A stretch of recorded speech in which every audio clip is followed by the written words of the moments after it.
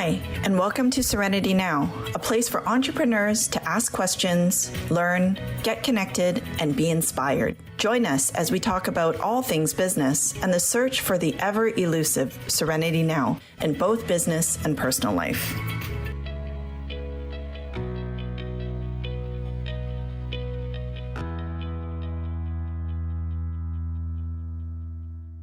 Welcome to another episode of Serenity Now for Entrepreneurs. Today, I am Candace Nanka, and today with me, I have my Serenity sister, Peggy, on back.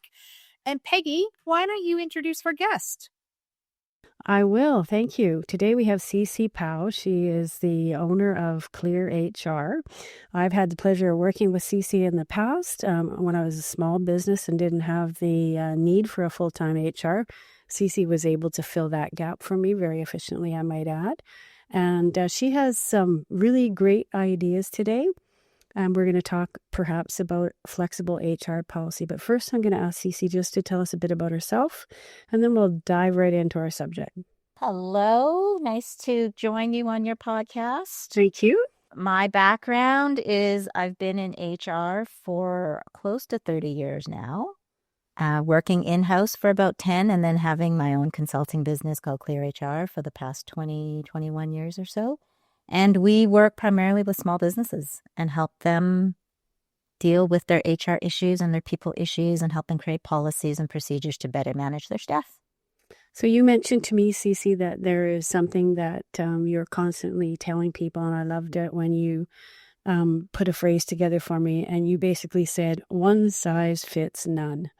And that is going to be our subject today. We're going to talk about how one policy for every employee is just not appropriate anymore. Give us a bit of a history, how it used to be and what it looks like now. Yeah, back in the day, what I found was that companies would create one vacation policy or one sick leave policy or one process and expect everybody to follow along. And I would say now that doesn't work anymore. I would agree. I know my children, so I totally agree. I think we need more flexibility. I think managers need to be more adaptive. And that's where the one size fits none comes from, that the one policy to apply to all employees across the board isn't going to be the thing that's going to interest or engage your staff. So when you talk about one size fits none, are we talking about how they're paid, how their hours are, where their work conditions are? Just tell us a bit about the flexibility that an owner could put into his individualized HR policies. Yeah, I think the area that comes up the most is probably in managing employees. Like, you've got an employee, things aren't working out, you need to have a conversation with them, or you need to figure out how to train this person. And before, it was a little more cookie cutter. I think now you need to figure out what makes this person tick. How do they learn? How do they like to be spoken to? Do they like to learn in writing or visually? And I think that's where the real challenging part comes in with managers, because you can't just treat everybody the same anymore. Right. You mentioned when we talked the other day about compensation, about benefits, about things like that. That can also be a point of flexibility and also can be leveraged to have greater maybe retention or maybe even just happiness of the employee. How would that work? Yeah, I this is one area where I think smaller businesses have, or entrepreneurs, you have the nimbleness and the flexibility to be able to deal with it. So as an example, you want to give bonuses to employees. And so, this employee might get $2,000 in bonus this year. You don't have to just give it to them in cash, which a lot of companies would. You could look at, why don't we put that towards a health spending account, because your child needs orthodontics. And so if we put $2,000 for you, the $2,000 can go into the health spending account for orthodontics. For someone else, maybe they want that to be put into first-time homebuyers RSP account, or maybe this person wants to put the money towards an education allowance or extra training. And maybe this person actually wants it in cash. And so being able to adapt it to the needs and interests of the employees becomes something I think employers should be looking at. Sounds like you need to know your employees quite well. you need to know your employees quite well. And that's the hard part, because the other challenge is not everyone has the time. And Even the time for that one-on-one conversation. the time for the one-on-one. Everyone's so busy, and you have fires to fight, and especially if you're a busy business owner. And so to then remember, oh, right, I need to talk to every single employee and get to know them and what makes them tick. And that's effortful, important, but effortful. I remember you had me sit down with all my employees all the time and do a review. And it was really beneficial because things come up in those conversations that you were unaware of, even if you're right in the workplace, engaging with them every day. There's things that you don't know about. I hear that all the time. Like when we talk to clients about sitting down with their employee one-on-one, they're like, but I talk to them every day. I know exactly what's going on. I talk to them all the time. And my comment is, well, you might talk to them all the time on the day-to-day firefighting, but do you talk to them about the bigger picture? What are their interests? What are their career interests? How do they want to develop? How long do they plan to work here? What are their career aspirations? Mm-hmm. It's interesting. It's once again, it's that personal relationship thing. And, you can certainly tell the difference in small business attitude towards that and larger corporations. How is it at your firm, Candace? Are you guys pretty much, well, there's an accomplishment. So, we actually work with an external HR person similar to yourself, Cissy. And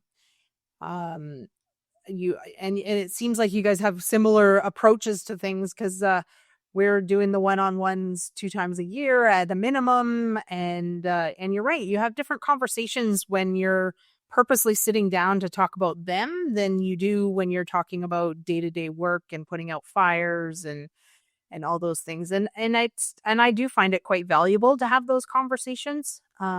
We've had in the past, we used to have I wouldn't say high turnover, but we'd definitely have people that didn't stay very long. But for the last couple of years, we haven't had anybody actually leave, which has been like fantastic for efficiency and training. And so you get to go beyond the routine training and go into more in-depth stuff. So it's really quite exciting.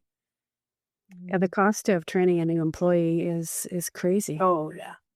Right? And people, you gotta realize that retaining someone that you have is far more beneficial than trying to retrain, reintegrate. It's hard. I always felt that.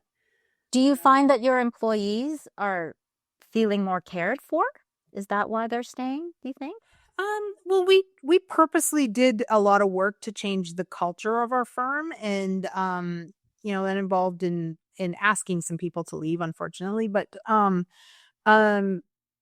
because we wanted a team, a team atmosphere where people could be themselves and and have a little bit of individuality to the way that their career progressed and things like that. So, and we've done a lot of innovation, and I think everybody's finding that very exciting, because we're not following the old typical way an accounting firm runs. We're trying to do a lot of new things and putting in new tools, and I think everybody's finding that really very exciting. It's disruptive, but I think at the same time they're finding it exciting. So great. That's really good, Candace. We've talked about your business before, how it's stepping out of the old school norms for accounting firms and how much success you've had with that. So, Cissy, I wanted to ask you, you mentioned to me that managers now need to manage differently. Sounds like Candace has had a little bit of evidence of how that is successful. Can you break it down for us? Can you tell us what kind of tips you would give a manager if you were saying you need to manage differently? What exactly are we talking about? I think first and foremost, getting to know your staff. Right. So those one-on-one conversations, I think, are the best starting point. Talking to your employees on a regular basis about things that are not just the day-to-day fires that you're fighting or the day-to-day problems, but getting to know and build a relationship with your staff. For the person who's not really good at that, are there questions they should ask?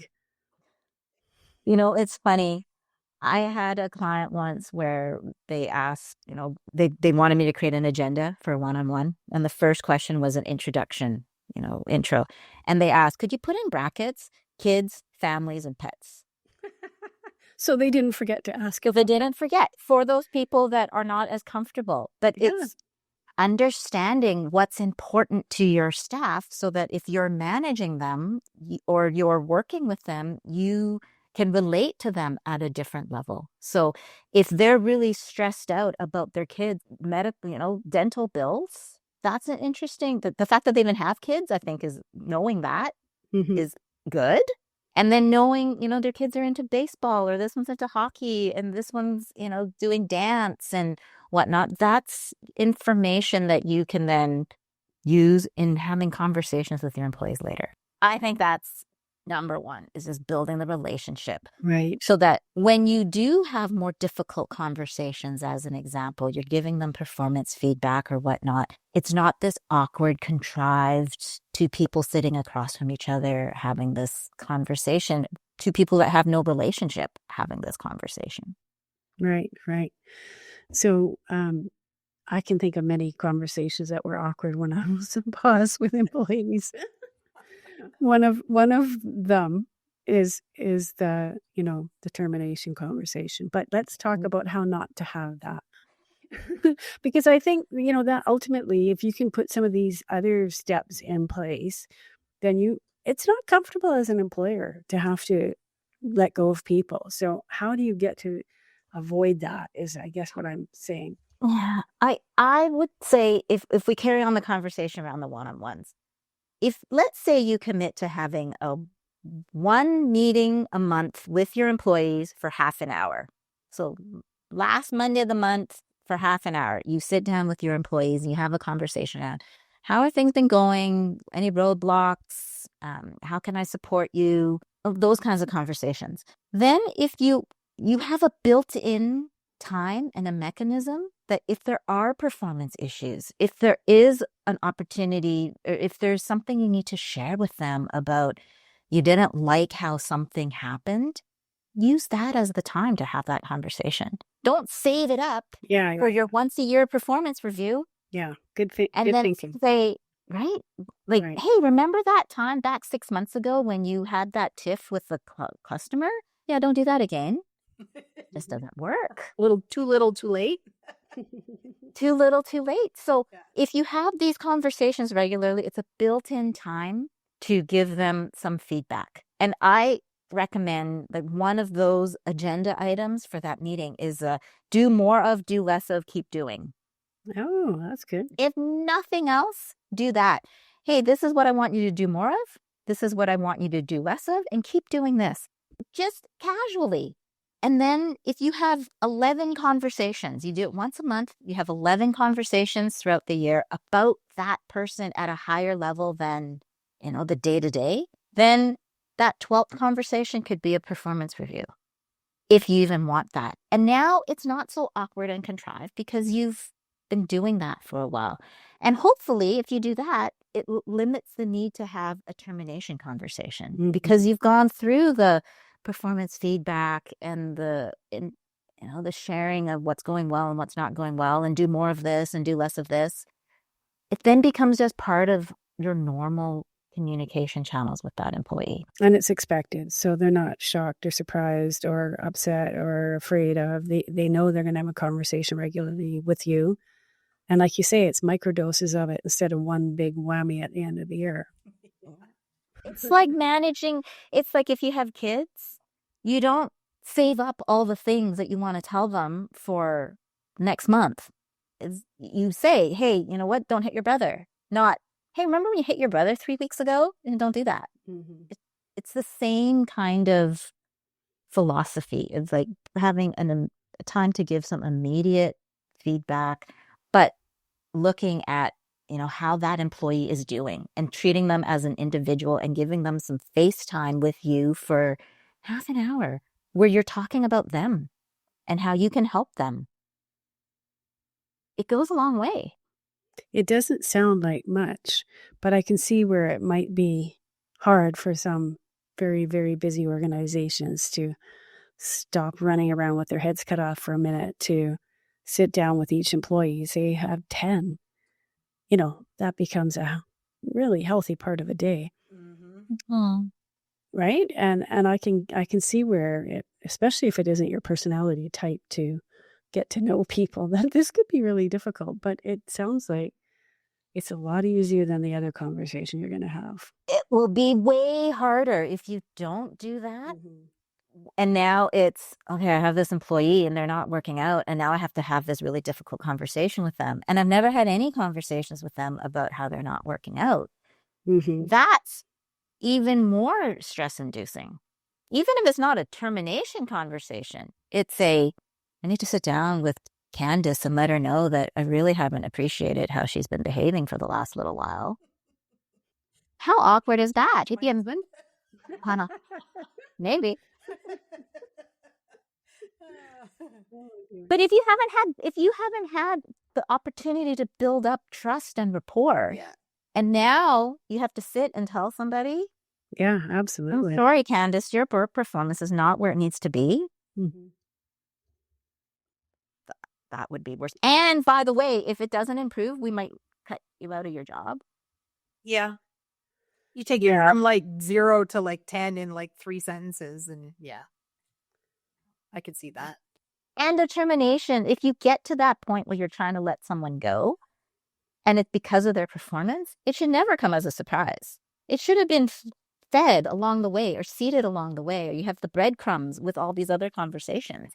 If you don't have that person's going to be shocked. I'm like, what? I didn't see this coming. How come you didn't tell me? Yeah.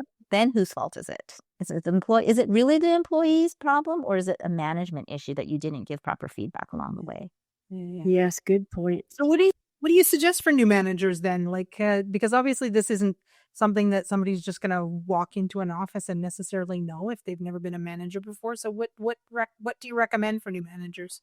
I would absolutely, new manager, first thing, have a one-on-one meeting with each of their employees that they're managing, just to find out, like, hey, I'm new manager. I want to get to know you a little bit. Like, tell me about your role. Tell me about what you do on a personal front. Like, what should I know as a starting point? What did you like about working with your previous manager? What didn't you like? How can I best support you? My best advice is to be curious. Oh, that's a good one. Don't think you know it all. Come in and ask questions.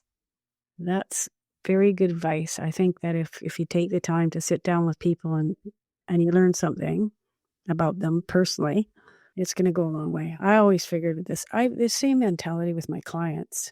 I want them to know that I'm a person and not just a bill they have to pay.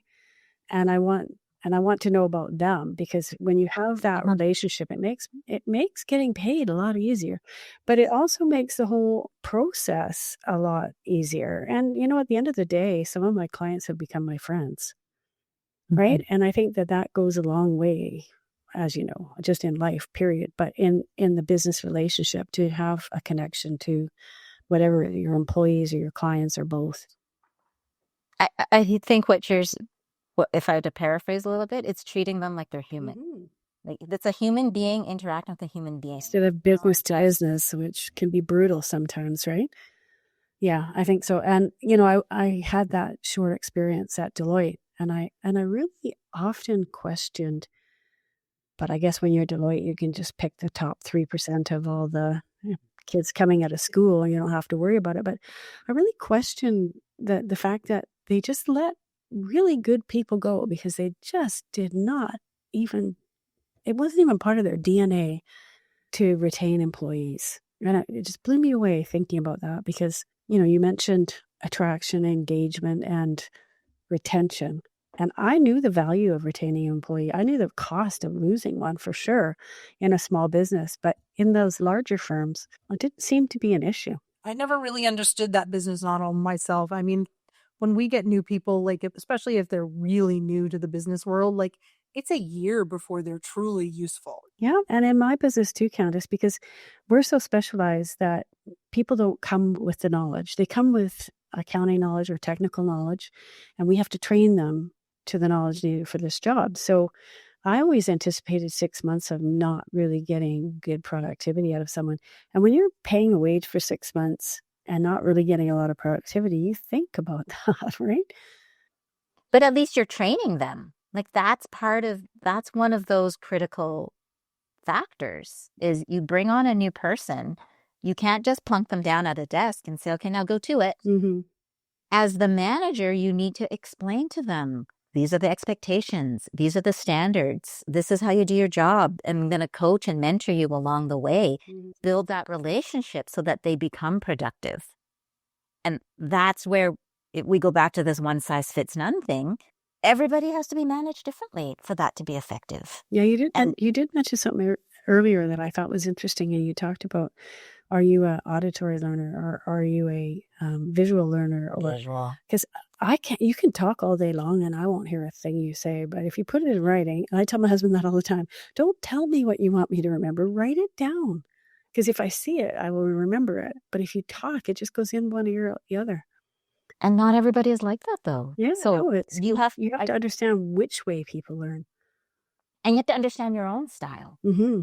which not everybody's that introspective. But if I'm the manager and I know that I like things in writing and I like to write it down in a document to then send to you, you have to understand all the people they interact with, and not everybody's like that. So we had one client where their managers like to write things down, and they would get messages back from staff saying, TLDR, too long, didn't read. Oh, too long.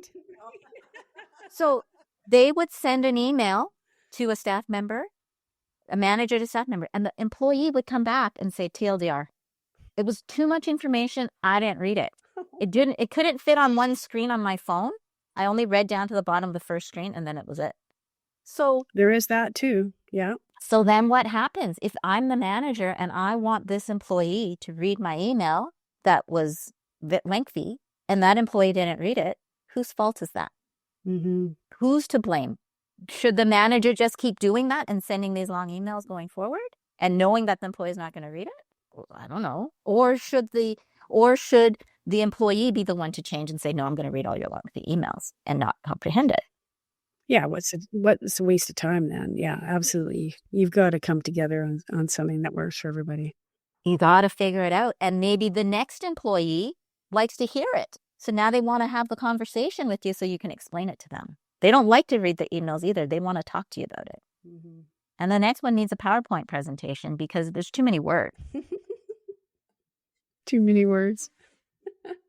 So then the manager now is the one that has to figure out all of these things with the learning styles of all their different people. I figure that out. Yeah, I think a lot of managers are unequipped to do that. I think that there's definitely some need for some training. There's definitely some need for educating themselves on effective management styles. And as you say, it's different now. It's not what it was before. If you were trained to be a manager 25 years ago, you are not going to make it today. My child will not be a good employee for you. No. That is so critical because your new generation of employees entering the workforce have grown up with their cell phones. They don't know how to use a phone to make a phone call. Mm-hmm. There's a syndrome or a phobia. They call it like telephonophobia. That there's this whole generation of people that are afraid to use their phones. To talk on them. Yeah. Because they are used to texting. They're not used to having a conversation. And we have some clients where they'll say, like, the employees have said that if you call somebody to have a conversation, it's considered rude because you're interrupting their day. You should, in fact, send them an email or text message and ask if you can book a time to talk to them. Yeah, that's crazy. My approach is the opposite. Like, I will pick up the phone all day long, but now you're dealing with an employee who thinks that picking up the phone is rude. You have to reconcile that somehow. Mm-hmm. Oh, well, lots to learn when you're a manager. I definitely think there's need for people like you out there, Cissy. That's for sure. Okay, I think we've reached that point in our podcast where we're going to do a quick fire. We're going to go around the room and we're going to just mention something that resonated with us today or a final point you'd like to make. So I'm going to start with Candace. So what I'm hearing is that there's a lot of nuance to managing a lot of different people these days. And And understanding communication styles and adapting to those communication styles perhaps is going to be a key and strategic skill to learn these days. So I agree. That whole idea of the communication styles is something that I didn't even think about, to be honest.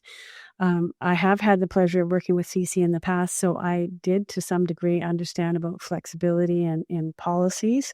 But I think that that is what resonated with me, is that it's such a great thing to be able to offer something to an employee that works for them. I personally had employees that were working only school hours. I had people that work part-time. I had, people that came in at 10 and, just different things that make life easy, because I always appreciated that myself.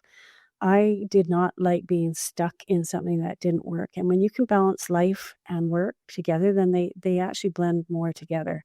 So I really do think employers can, if they can get themselves out of their box and think a little bit outside that box and offer flexible HR. I never thought about the compensation aspects of it, Cissy, and that's a really good point you brought up about, understand what their bonus might look like. It might not be cash. It might be something else that's more rewarding for them. So get to know your employee. That sounds like the key. What are your final thoughts, Cissy? I would say, going back to what I said before, I think the being curious, I think that's the crux for a lot of managers, is be curious, be willing to ask the employee for information, ask about them, how they're doing. Don't think you have all the answers, and don't assume that you know it all, which sometimes your new manager come in and there's the guidebook of, new manager's supposed to look like this, and that might not actually be the case. So be curious and ask questions and find out what's important to your employees and what works for them, and listen to what they have to say. thank you. So that brings us to the end of another episode of Serenity Now for Entrepreneurs. If there was something in here that you found helpful for your HR needs, hopefully you can share this episode with somebody you know and give them some Serenity Now. All right. Thank you. We hope you enjoyed this episode and picked up some good tips and best practices that would benefit your entrepreneurial journey. Remember, none of the content in this podcast should be relied upon as standard legal or business advice. Always consult a professional for your specific business. You may know someone who could benefit from this podcast. Please share it with your business community, and perhaps it can give an entrepreneur you know some serenity now.